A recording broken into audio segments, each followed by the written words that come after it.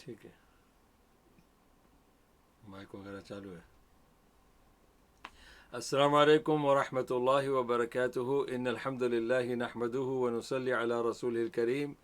अम्मा बाद, रब्बि इश्रह ली सदरी व यस्सिर ली अमरी वहलुल उक़दतम मिन लिसानी यफ़क़हू क़ौली.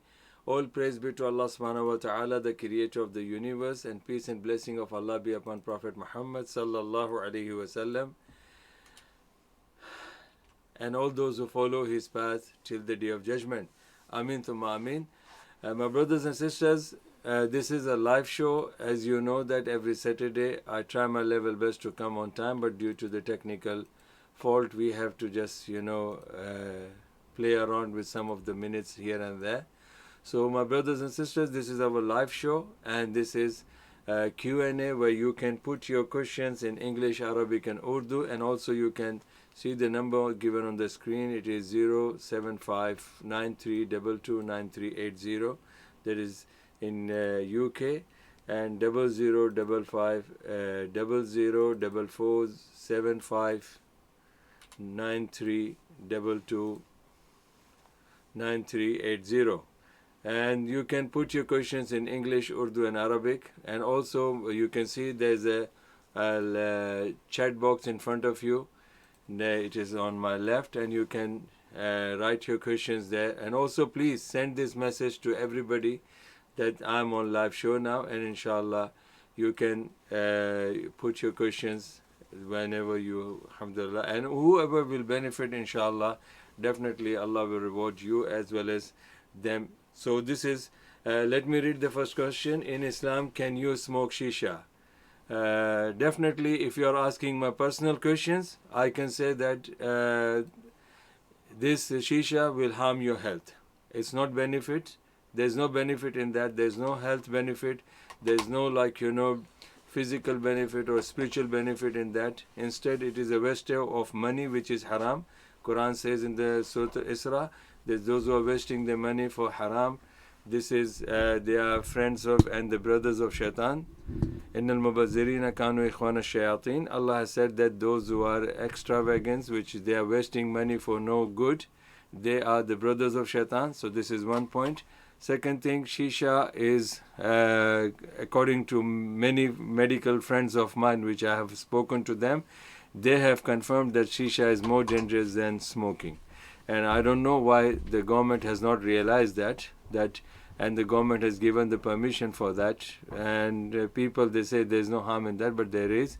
So according to my understanding, my research and discussion with the other scholars and the doctors, it is haram. Okay. Assalamu alaikum ya Sheikh. Wa alaikum assalam wa rahmatullahi wa barakatuh.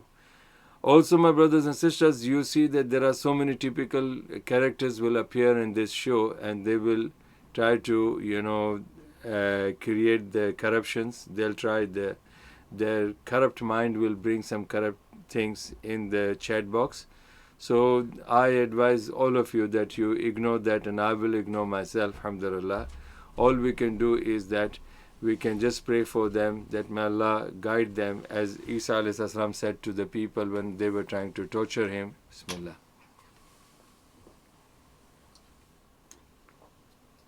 Alhamdulillah. That Allahumma dihi qawmin fa innahum la ya'lamun. Oh Allah, guide them, because these people, they do not know what they are doing.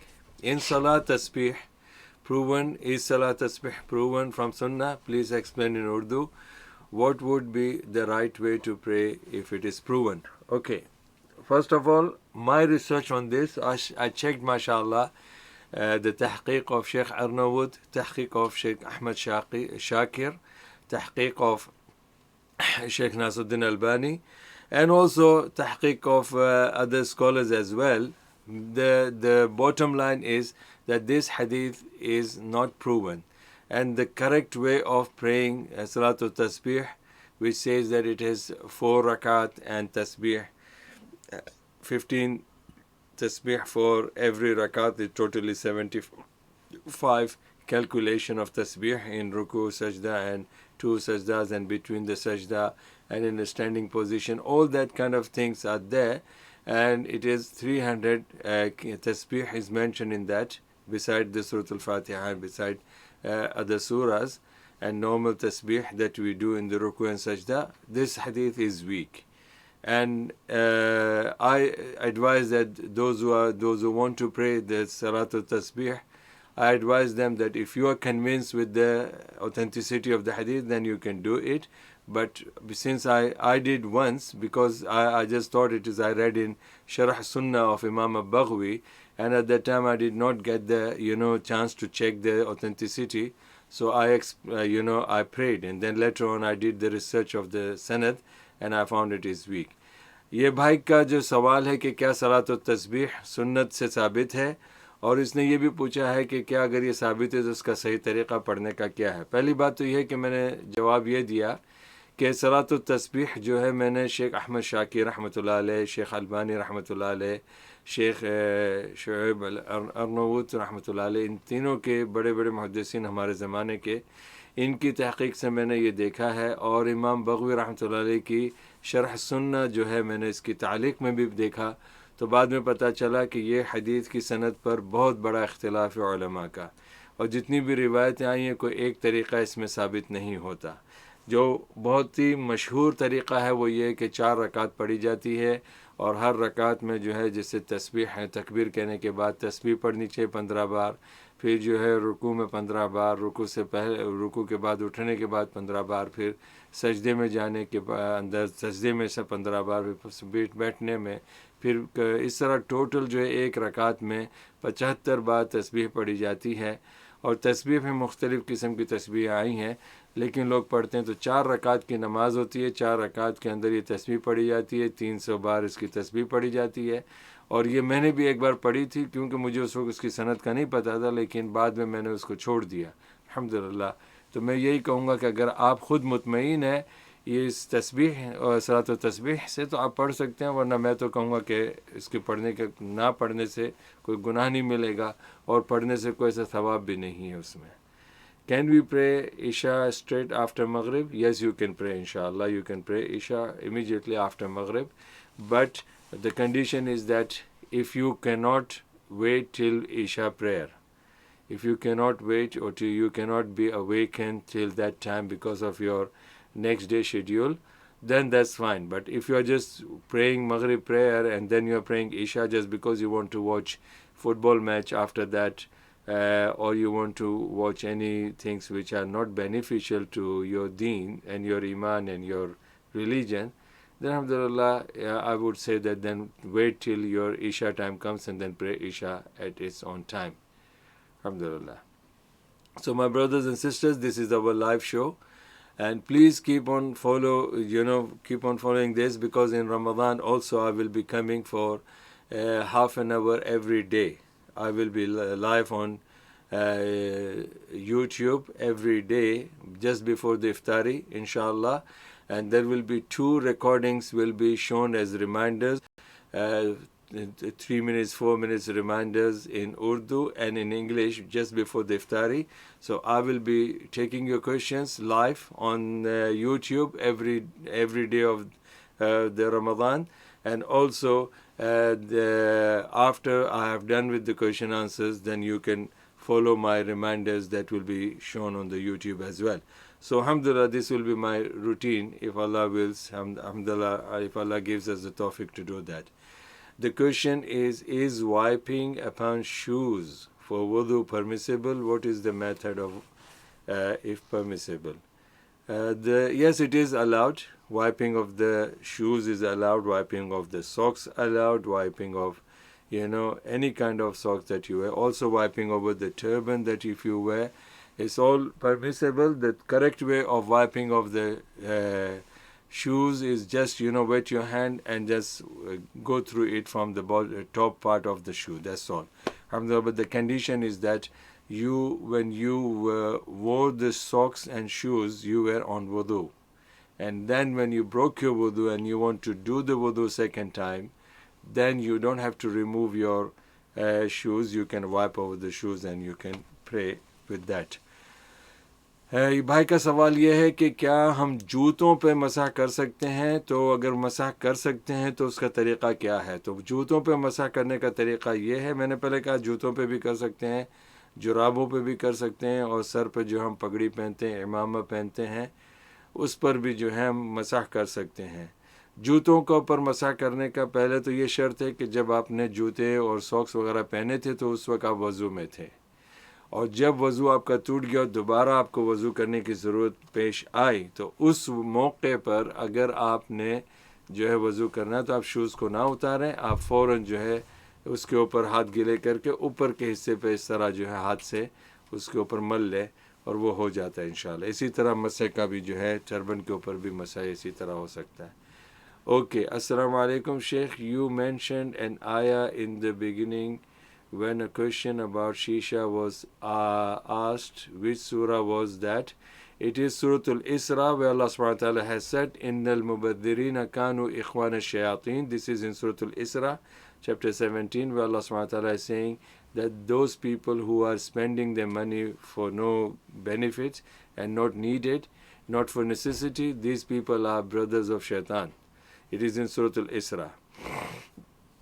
What is ruling on being invited by a Hindu or Sikh to a party at his place? As long as the party does not, force you to join in their mixing or haram, or any haram food is served, or if they respect you as a Muslim and they, respect your rituals, then alhamdulillah, you are allowed to go and visit the and attend the party, inshallah. Alhamdulillah. Normally when we are invited into these parties, definitely they, as Muslims, they will, as non-Muslims, they will know that you are Muslim and you practice and respect your rituals. So they will definitely have a setup for you where you will be, won't be embarrassed to mix up with the women or the, haram things, or like, alcohol and all those kind of things. So they will do, because I'm invited to a Christian church many a time for the talk, and they invite the other Muslims as well.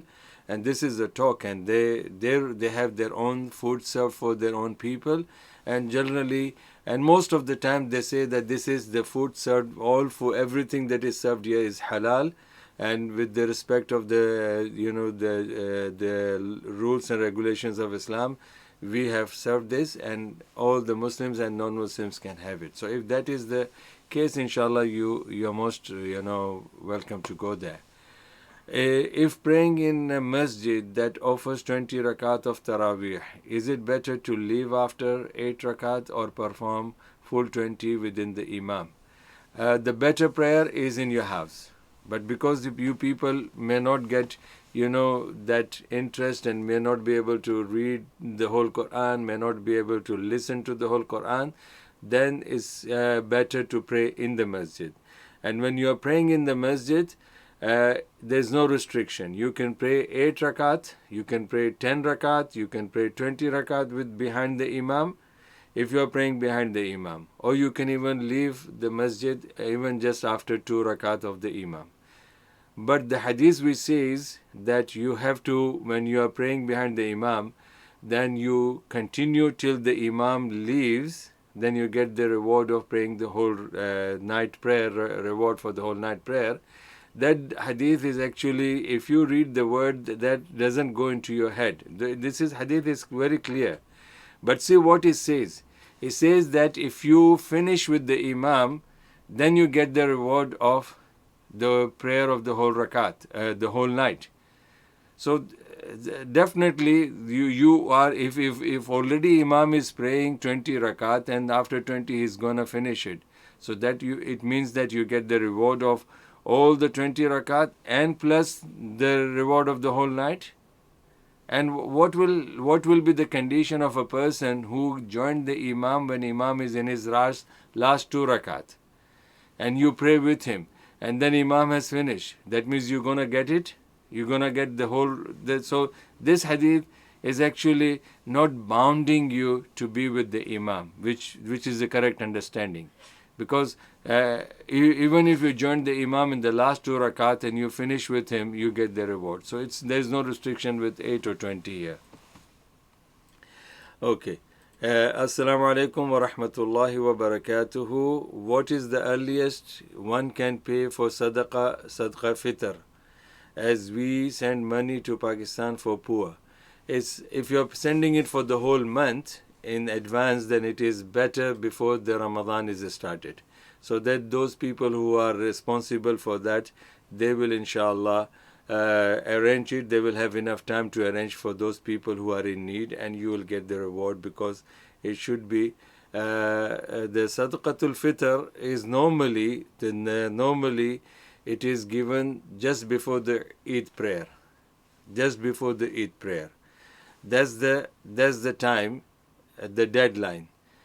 But people, if you are asking people to you are appointing people for that, then you give it in advance, so that when the people at the time of Eid, they will have enough food in their house, or they can buy food just before the Eid, so that they don't have to struggle on the day of Eid. Very glad to see you after, mashallah, a while. Missed you at Islamica. I am Islam TV, on Islam TV. Okay, alhamdulillah, I know I many people, even when I appear on Islam channel, many people are saying that, subhanallah, Sheikh, we miss you, we want you to come every often. Alhamdulillah. So whenever they have a free slot for me, they just invite me. Otherwise, I don't have any more regular show for me, because mashallah, the shiuch who are attending, they are regular in that, so they let them continue and cover the shows. Can you say Ameen before the Imam says Ameen? If you have finished your Surah Al-Fatiha, then you can say Ameen before the Imam. But when you are listening to the Imam, and when Imam is saying Ameen, that Ameen you can't say before that. So you have to follow the Imam in that. Alhamdulillah. Some scholars believe Gog and Magog have destroyed the barrier and been released long time ago. What is your opinion? They must have come across those kind of Gog and Magog in their houses. They must have destroyed their own properties in the form of gangsters. But as far as I know from the hadith of Rasulullah sallam, nobody has seen Gog and Magog coming out now. So maybe those people who are saying, some scholars, and if they are scholars, maybe somebody has looted them and destroyed their properties, or burned their field and destroyed their water tanks and all that. So they might be thinking they are Gog and Magog who have done that. But general understanding, Gog and Magog will come and they will destroy the whole, they'll spread the corruption all over the world, and it will be known. It is not like, some scholars are just saying that they understood that something happened and they are saying it's happening. No, it will spread, the corruption will spread globally. So we'll know about it. And it has not come yet. This is my opinion. So, Jazakallah khairan, Brother Ziaul Haq. And my brothers and sisters, as you know, that this is our live show. And please keep on watching this. Today I have uploaded my yesterday's Jummah khutbah.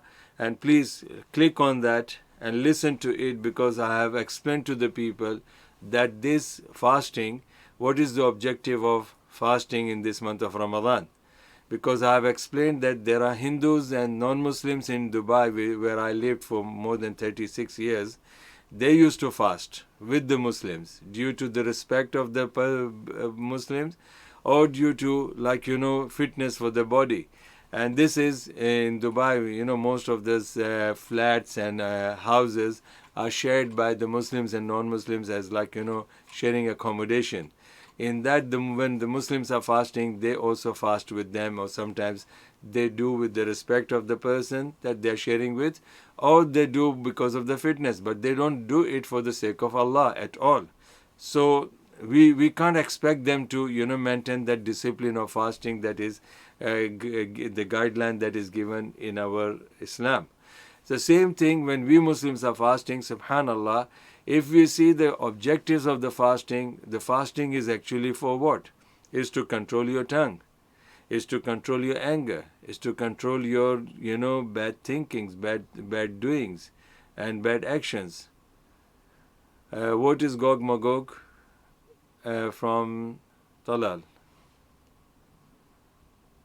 Okay, Gog Magog is, they are Yajuj and Majuj, which are mentioned in Surah Al-Kahf and the other surah of the Quran. and they will come. The Quran says yansilun, they will be like, not one person, not two person, it will be. And the hadith describes that they will be a family. Each man will have a member of 1,000 in the family, and they will be like, subhanallah, they will go through all the countries and places, and they will destroy their crops, they will take away, they will occupy their lands, they will occupy their crops, they will occupy their irrigation system and all their assets. So they will be, and they will try to kill them, and even they will try to eat them. These people are not normal human beings, they are cannibals. They are the worst kind of humans on the face of the earth. And they will come just before, after the Dajjal will be killed and Isa alayhi salam will be told to go. So it's a big thing. You can listen to those khutbahs of mine on this subject and you will get the complete idea.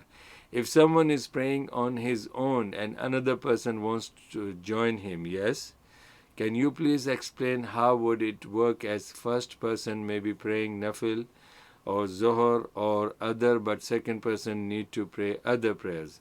Mashallah, it's very simple. See, the intention of the Imam does not necessarily have to be the intention of the people praying behind him. Like for example, if I joined the masjid, if I entered the masjid and Imam is praying his Asr prayer and I didn't pray my Zohar, so I can join the Imam with the intention of praying Zohar, and then I can complete my Asr after I finish with him.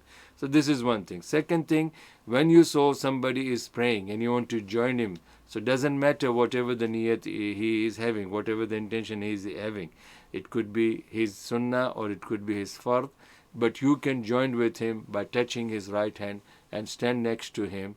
But you make sure that you don't confuse him, because not everybody will know this. But in Dubai it is very common, mashallah, normal, ordinary people also will know that somebody is joining me to get the reward for the Jamaat, and they continue with that. So then the first person becomes Imam, the second person joined him afterwards become the follower of the Imam, and the Imam would, whatever the remaining rituals are left for the Salah, he will say it louder like normal congregational prayer. Alhamdulillah. What is prophetic medicine for eczema? The prophetic medicine is very beneficial in that, but you have to consult the medical doctors, because medical doctors will guide you with your diet, because diet also plays a great role. But alhamdulillah, I have experienced this, mashallah, that people the children who had the eczema all over their body, there was a medical doctor himself who approached me and he said, Sheikh Sahab, can you guide me something about it? So yeah, I told him that mashallah, eat the best quality of tuna fish and apply the black seed oil all over your skin, and take the normal electric fan and let the oil be dried with that fresh air.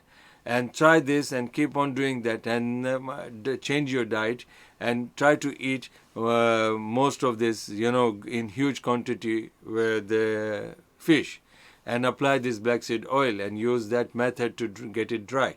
And mashallah, after a few months, he showed me all his body with the pictures, not the private part, but the rest of the body, where the skin was falling out like pieces. Mashallah, it became like a normal skin, nothing happened. So that's the best way I can say. Okay, Fayaz, क्या 11वीं को खाना तकसीम करना जायज़ है? मेरे हिसाब से तो जायज़ नहीं है, क्योंकि नबी पाक सल्लल्लाहु अलैहि वसल्लम से 11वीं साबित ही नहीं है. लेकिन अगर आपको करना है तो आप कर सकते हैं, क्योंकि ये इख्तिलाफी मसला है और हमारे मौलवियों ने ये किया है, और एक मुसलमानों की एक बड़ी जमात करती है, तो मुझे उसमें इख्तिलाफ नहीं करना है. उनकी मर्ज़ी जो करे. मेरे हिसाब से नबी पाक सल्लल्लाहु अलैहि वसल्लम से साबित नहीं है, ना आपने किया है, तो मैं नहीं करूँगा. 11वीं शरीफ की क्या शरई हैसियत है? मैंने आपको बता दिया कि नबी सल्लल्लाहु अलैहि वसल्लम से साबित नहीं है. The man is asking me 11वीं शरीफ. 11वीं शरीफ is related to the food which is prepared on the 11th day, and they do this to serve the poor people, or they invite the people to serve that. Sometimes they do for the person who had died, sometimes they do for any peer or wali or buzurg or saint. But the ruling in Islam is that there is no 11वीं Sharif in Islam. There's nothing, no kind of Sharif is in Islam. Everything is Sharif in Islam.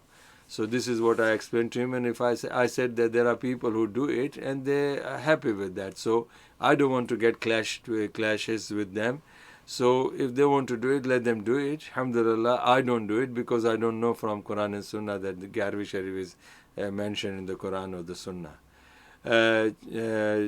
How would one join namaz janaza if it started and the imam has already finished one or two takbirs? Doesn't matter. If you want to join with him, you can join him. You don't want to join with him, doesn't matter. You can just make dua for the person who died if it is something like that, because it has to be from the beginning until the end with the imam, with the same takbir, and when he gives the salam. Otherwise, if you think that you have missed one or two takbir, then start with this intention that this is your takbir, is your first takbir, and read, thana, and then the second takbir, you read Masha Suratul Fatiha and whatever the surah, and the third takbir, durood and other things, and then dua for the person, and you finish it after that. So, alhamdulillah, these are the two ways you can pray your janaza namaz if you have missed with the imam any of the takbirs. So, as I said, my brothers and sisters,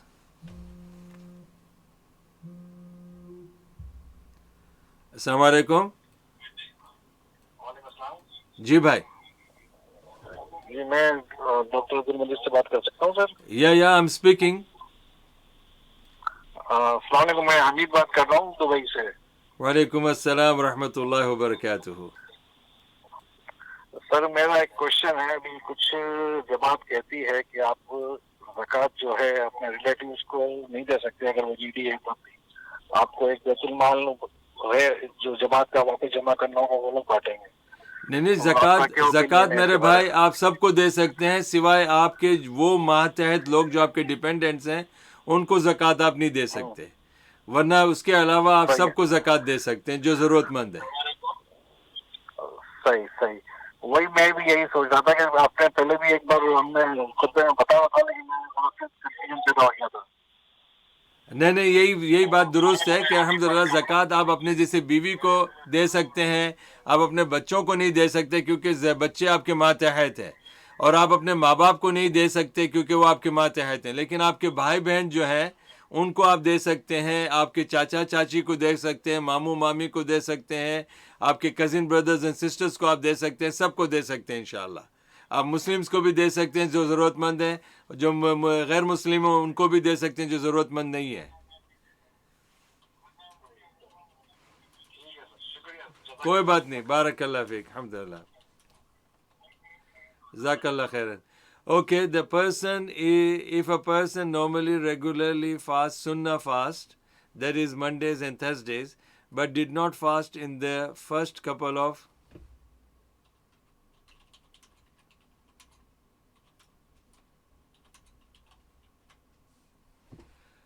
if a person normally regularly fasts sunnah fast, that is Mondays and Thursdays, but he did not fast in the first couple of weeks of Shaban, is it permissible to fast in second half of the month?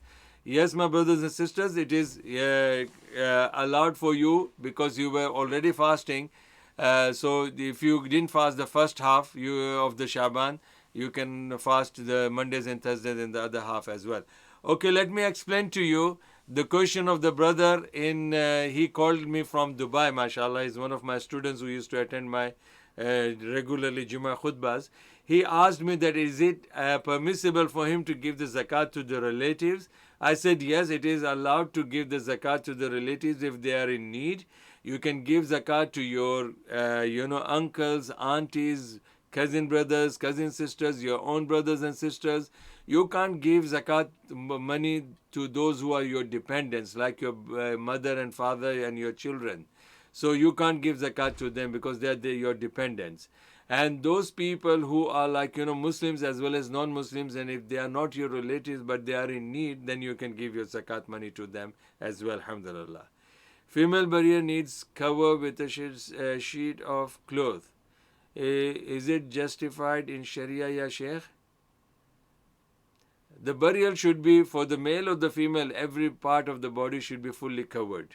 If could be one piece or could be 2 pieces, could be 3 pieces, and maybe sometimes it is, more pieces are needed. So normally it could be 2 or 3. So for the men and the women, you add additional sheet for the women, but there is no harm in that if the person who is arranging the burial, if he thinks that it is needed, then it is permissible, inshallah. There is no restrictions to that. Is listening to music and watching dramas haram, especially in Ramadan?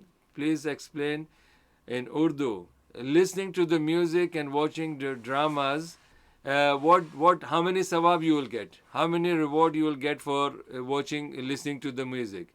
1,000, 10,000. How many reward you will get to, watching the dramas which are haram? Instead of that, you will be wasting of your time, and that time can be used for the good purpose. Or maybe Allah will ask you that what the time that I gave you, what have you done with that? So definitely in the month of Ramadan or other days other than Ramadan, things which are not permissible in other days are not permissible in the month of Ramadan. Rather, the things which are haram before Ramadan, if you do it in the month of Ramadan while fasting, you might even lose the reward of your fasting as well. ये भाई ने पूछा कि उर्दू में समझाऊं कि music वगैरह और हराम ड्रामे देखना रमज़ान में हराम है या हलाल है. मैंने कहा पहले तो ये बताएं कि अगर आदमी म्यूज़िक सुनता है तो उसको कितना सवाब मिलता है. 1 हज का सवाब है, 1 उम्रे का सवाब है, या 10 नेकियों का सवाब मिलता है? नहीं मिलता. और अगर हराम काम कर रहा है तो उसको वो जो है गुनाह कर रहा है. और जो चीज़ें हराम रमज़ान से बाहर में है वो रमज़ान के अंदर भी हराम है, बल्कि ज़्यादा हराम हो जाएगा, और जो रोज़ा रखा शायद वो भी ख़त्म हो जाए उसका. और क़यामत के दिन अल्लाह पूछ लेगा कि ये वक्त जो तूने ज़ाया किया था, ये क्यों ज़ाया किया था. ये वक्त अगर इस्तेमाल करके कुछ थोड़ी सी किसी के लिए अच्छा कर दिया होता तो हो सकता है कि उसको जन्नत में जाने का एक मौका मिल जाता. There is common practice nowadays. Every Friday people start sending Jummah Mubarak messages on phone or social media. Does it have same value as we greet each other on Eid day or other good moments? No, there is no such values, because these are cultural things. Taqabbalallahu minna wa minkum is only known during the Eid, where the Sahaba used to greet each other, hug each other, would say, may Allah accept from us and from you what we have done. So this Jummah Mubarak, Jummah is already Mubarak for those who are blessed people. जुमा is cursed for those who are cursed people. Allah की लानत पड़ती है उनके ऊपर जो वैसे ही लानती हैं, चाहे जुमा हो या गैर जुमा हो. लेकिन जो लोग माशाअल्लाह रहमत अल्लाह की जिन पर रहमतें पड़ती हैं उनको बरकतें मिलती हैं, जुमे में भी मिलती हैं, आम दिनों में भी मिलती हैं. So this thing is a cultural thing. There is no equivalent to that in ajr or thawab. It's like a cultural thing. If you want to send their reply, you can greet them. If you don't want, you just ignore it, inshallah. When you are fasting, can you have as many dates as you want? Yes, there is no limit. But better is that, first of all, you have to see your sugar level and your dietary system. And also you have to see that it's better to go for the odd numbers. 1, 3, 5, 7, 9, 11, 13, 15, 17, like that. Alhamdulillah. I mean people standing outside the grave, covering the grave, with a large open sheet for females only. No, this is not from the Sunnah. This is not from the Sunnah.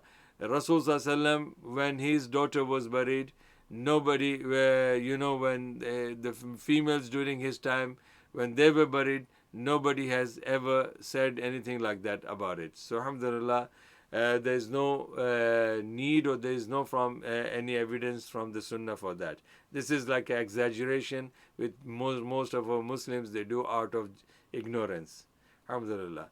So as you know, my brothers and sisters, mashallah, the program is about question answers, and I think the viewers and watchers are slightly less this time, because maybe you people are so busy to ask your own questions, but you forgot to mention to your friends and relatives to contact, to join us in the show. But alhamdulillah, if you have done it, inshallah, you will get the reward for that. Alhamdulillah. So my brothers and sisters, as you know, this is our live show, and there's a Q&A. And as I was saying that, mashallah, please listen to my Jummah khutbah, yesterday's Jummah khutbah, where I have explained that the objectives of the khutbah is to control your mind, control your thinkings, control your eyes, your mouth, your speech, your anger, and so many other things. Assalamu alaikum, Sheikh. Can you give some advice to someone struggling to keep up with their prayers and can only pray once in a while? Jazakallah khairan. Yeah, alhamdulillah, I can advise that, if you really want to, if you are praying for the sake of Allah, then you should, don't worry about the struggling. You should pray for the sake of Allah. Because when you are struggling for your job, you never give up your job because you want to make a living from it. So whatever the hardship that you have to go through, you will be punctual in your early morning. You have to be there by before 8 o'clock in the school. You have to be 8 o'clock in the office, or you have to press the card. All these kind of things are struggling just because you want to make your living. But who gives you the food? Allah gives you the food, and if Allah is not happy with you, then you will be struggling all over. So prayer is like a blessing in your life. If you are praying for Allah, every issue of your life, wallahi, take my words, all those brothers and sisters who are listening to me, and whenever Prophet ﷺ had any hardship, any calamities in his community or within himself, or any news he would hear from society that there is a harm is coming, he would approach the masjid. He would go and prostrate to Allah.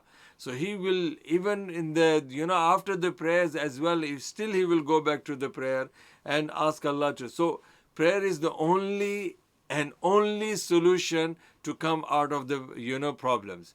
Anxiety, depression, job, and health, wealth, relationship, crimes, everything. The best solution for you and to get rid of those things, Salah is the best connection. It's the connection between you and Allah knows everything that you need, and Allah will provide you because you have spared your time, you have given your time for Allah's ibadah. Alhamdulillah. Okay. Can I give zakat to my brother in Pakistan who has no income except what I sent to him? He is looking after parents, and yes, alhamdulillah, mashallah, you will get this reward. ये भाई कह रहा है कि मैं जो हूँ पाकिस्तान में अपने भाई को ज़कात के पैसे भेज सकता हूँ क्योंकि उसके पास कोई इनकम नहीं है सिवाय वो जो मैं भेजता हूँ. तो वो माँ बाप को भी देखभाल करता है और अपने बच्चों को भी, वो शादीशुदा भी है. बिल्कुल, आज मैंने कहा कि बिल्कुल इंशाअल्लाह बहुत अजर सवाब मिलेगा. वो माँ बाप की दुआएं मिलेगी, इसकी दुआ मिलेगी, उसके बच्चों की दुआ मिलेगी, उसकी बीवी की दुआ मिलेगी. इंशाअल्लाह वो भेज सकता है. Some people do tilawat, loud zikr, adhan and long pompous dua after burial. Is it Sharia compliant? Please? No, it is not. Only it is permissible if the Imam wants to teach the people, those who are there. Because those people who are behind us, most of them are jahil. They know everything of the dunya, but they don't know anything of the deen. So for that, if the Imam has got this intention to do that and make them repeat this so that they can learn, if they have to do it on their own, to teach them, yes, he can, inshallah. Please say some words about Hazrat Amir Muawiyah radiallahu an, or if possible, briefly and post on your channel sometimes. Jazakallah khairan. Chaudhary Kamran कैसर भाई, आप जो है मुझे मरवा देंगे यार. आप ऐसे ऐसे मसाइल लेके आ जाते हैं. ये अमीर मुआविया तो माशाअल्लाह, you know, he was son of Abu Sufyan. He was son of Abu Sufyan, and he was brother-in-law of Rasulullah sallallahu alaihi wasallam, and he was one of those who used to write the wahi from Rasul sallallahu alaihi wasallam. When Allah would send him the wahi through Angel Jibril, one of the writers, one of those who used to get the dictation from Rasul sallallahu alaihi wasallam was Amir Muawiyah. Amir Muawiyah, alhamdulillah, the history speaks about some bad things happened after the death of Uthman radiallahu an, and people, they go into so many, this is all history where it shows a bad picture of Abu Sufyan, a bad picture of his wife, Abu Sufyan's wife, and the Hind, and because she chewed the liver of Prophet's uncle. But alhamdulillah, once they became Muslim, Rasulullah sallallahu alaihi wasallam forgave them. So this is, if Rasulullah accepted them, Allah accepted their Islam, alhamdulillah, then who are we to say something bad about them or anything, even to think bad about them? So Amir Muawiyah was their son of Abu Sufyan and Hind. And Yazid ibn Muawiyah was his son. And during the time of Hazrat Hussein's Khilafah and the story of Karbala, that time the history speaks about bad about Yazid. And because of Yazid, they curse Amir Muawiyah. And because of Yazid, they curse Abu Sufyan. And because of Yazid, they curse Hind, radiyallahu ta'ala anhum ajma'een. So alhamdulillah, I will say, تلك أمة قد خلت لها ما كسبت ولكم ما كسبتم ولا تسألون عما كانوا يعملون. They were the nations, you are the nation. They have gone with whatever they have done. Allah will not ask you about them, and you will also go with whatever you are doing. You will take all those deeds with you. Allah will not ask them about your deeds. So leave them. So alhamdulillah, that's my policy about this. Assalamu alaikum. Okay, why is Mazar and Darbar not allowed in Islam? I mean at Qabr.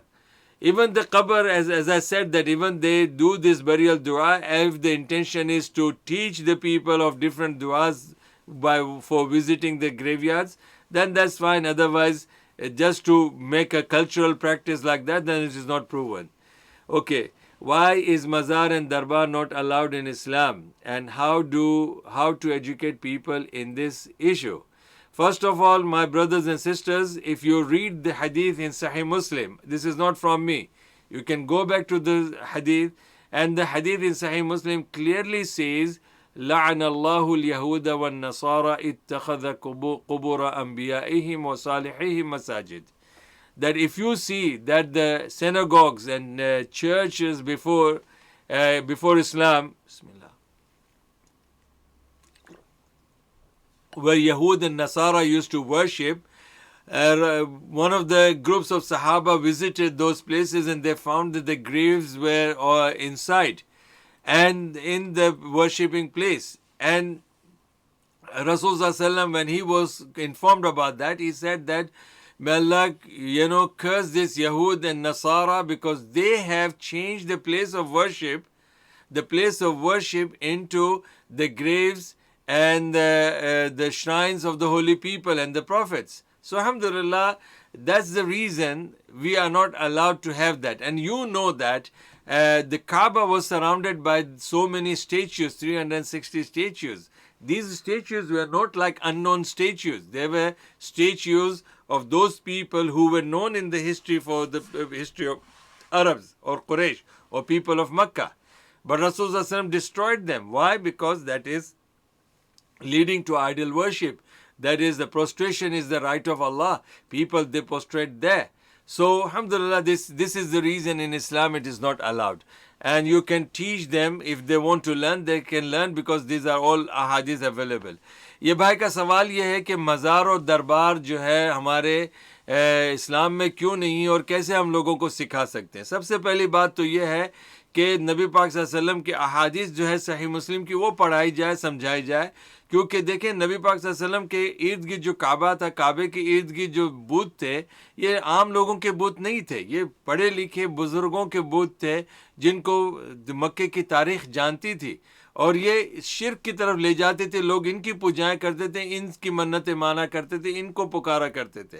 तो इसीलिए नबी सल्लल्लाहु अलैहि वसल्लम ने इनको तुड़वा दिया. और इसी तरह पुराने ज़माने में यहूद और नसाराओं के जो इबादत गाहें थी, उनमें भी कब्रें बनी हुई थी. तो नबी सल्लल्लाहु अलैहि वसल्लम को जब पता चला तो आपने लानतें भेजी कि अल्लाह यहूदियों ईसाइयों पर जो है लानत भेजे, क्योंकि इन्होंने अपने नबियों की और नेक और साले बुजुर्गों की कब्रों को इबादत गाहों में जो है दफन करके वहाँ इबादतें उनकी करना शुरू कर दी. अल्हम्दुलिल्लाह. अस्सलामु अलैकुम. Sheikh, can you shed some light on Laylatul Qadr and explain why and what does it mean to be in the odd nights? Laylatul Qadr will be in the last 10 days of Ramadan, and it is mentioned in the Quran. It is one of the odd nights, and the night was fixed during the time of Rasulullah, but due to the confusions of the people, Allah subhanahu wa ta'ala has taken that the memory of that night from the mind of Prophet ﷺ, and then Allah told him to tell the people that fighting between each other is something will take away the blessing from amongst you. And this was the blessing that if we had like one particular night, then we can pray and get the benefits of that. But because the people were fighting and he forgot, he didn't remember just to resolve the problem, then Allah said that it has to be from the words of the Prophet, it has to be last 5 nights, odd nights, 21st, 23rd, 25th, 27th and 29th. Alhamdulillah. Okay. Mazar is being renovated and are asking for financial help. Some gives their zakat to them. It is haram to give that because the practicing that is happening there is shirk. And if you give your zakat money, even sadaqah, zakat is totally haram, but even if you give zakat, your sadaqah, even sadaqah is haram to give that into those places because these places were not there. Tell me how many mazars are there in Mecca? How many mazars are there in Medina today? So this is the core foundation of our Islam. Our Islam emerged from Mecca and Medina. Now tell me how many mazars are there. Don't say that the government does not believe in that. If the government do not respect then how many mazars were there during the time of Rasulullah? Whose mazar was there? Which Pir and Wali and Buzurg was buried and his mazar was decorated? So we don't talk about what Saudi scholars or Saudi kings are doing. We talk about the history of Rasulullah. Do we have the mazar of Rasulullah? Do we have the mazar of Abu Bakr, Umar, Uthman and Ali? Do we have the mazar of our 4 imams? No. Then where did this thing has come? So, alhamdulillah, and if they are not existing in the best time, and if they have come later on, so this is nothing but kufr and shirk. And see how many people get together there compared to the masjid. How many people they have connection with Allah compared to the connection that they have with the mazar. Subhanallah. I know my family members, every year they go to Ajmer Sharif and they believe that it is more rewarded than going for Hajj. MashaAllah. Wealthy people. So, Assalamu alaikum, Sheikh. Which people are exempted from fasting? The people who are ill, people who are aged, like they are on, ill in the sense that they are on continuous medication. Those people who are, because of their old age, if they fast, they can, harm themselves. Those who are travelers and those women who are in the menstrual cycle or they are in the, the impurity of after the delivery of the birth of the child. And those children or men and women, boys and girls who have not yet reached the age of puberty. So these people are exempted from fasting of Ramadan. Yes. Jazakallah khair for all your answers. Alhamdulillah, my brothers and sisters, I'm here to help you out. And mashallah, your questions, it's not for only me. Mashallah, even after the show is done, when we forward it to the people, mashallah, there are many viewers, they watch this, they listen to it, and then mashallah, they benefited. So don't worry, my brothers and sisters, even you will get the same equal reward for all your efforts that you put with me, inshallah. So, as you know, my brothers and sisters, this is our live show. Alhamdulillah. Alhamdulillah. So you can put the questions on the board, which is on my left, or you can put the question on the mobile number that is given on the screen, or you can even call, mashallah. There was a brother who called me from, mashallah, one day he called me from Pakistan. He was also one of my students who used to study under me in Dubai. And mashallah, today I have got the call from a brother who called me from Dubai. So mashallah, at least I can say that UK, Dubai and Pakistan, they are watching our program, and mashallah, if you have forwarded those messages to them, alhamdulillah, Dubai is we are one of the great countries of the world now. So alhamdulillah, you will get the reward if you have forwarded the messages to the people. Assalamu alaikum. Salam Sheikh. Hope you are well. Ameen. I think your argument scared the brother who was being rude last week. Also, I would hope to see him try to answer my argument, but I don't think he was worthy.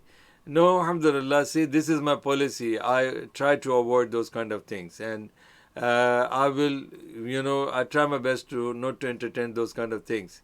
Uh, People, if they are scared, scared doesn't matter, alhamdulillah, but I'm not here to scare anybody. I'm here to tell the truth.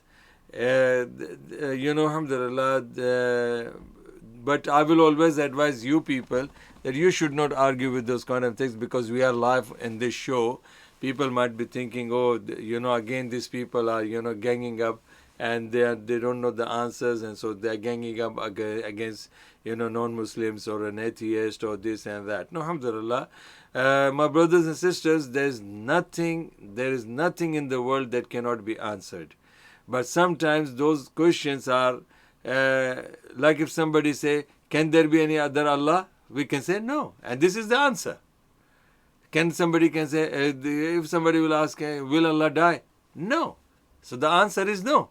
So every question can be answered, alhamdulillah, but we should not ignore in that sense. We should give the answer, whether the answer is available in the form of yes, or the answer is available in the form of no. Even saying no is also an answer, alhamdulillah.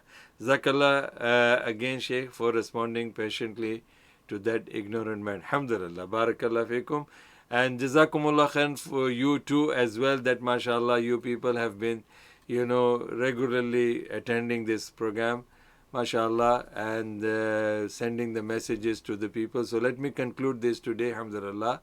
Jazakumullah khairan. Inshallah, next Saturday I will come again on the show. And meantime, I have uploaded my yesterday's Jummah khutbah, which is very, very important for all of us, because it gives us the correct understanding of why a Muslim should be fasting, the objectives I've mentioned. And second khutbah again will be a continuation of that. And inshallah, I wish you all best of luck, mashallah, and jazakumullah khairan, barakallah fikum. Okay, my question is, why do all the Muslims all around the world follow the moon in Saudi Arabia? It shouldn't be Saudi Arabia. It should be the sighting of their own moon.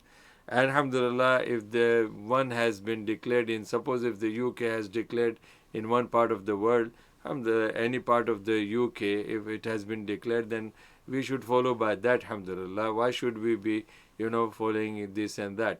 But because, as you know, that our Islam came from Mecca and Medina, so we think that, alhamdulillah, things that has been, practiced in Mecca and Medina, so that's the best thing. That's the only reason. Otherwise, Saudi is not, like superior than any other part of the world, alhamdulillah. And not the moon in other countries, alhamdulillah. This the Molvi has to think about it. Barakallah fiqh. Jazakumullah khairan. We'll meet inshallah in the next week, next Saturday inshallah, 7 o'clock. Assalamu alaikum wa rahmatullahi wa barakatuhu.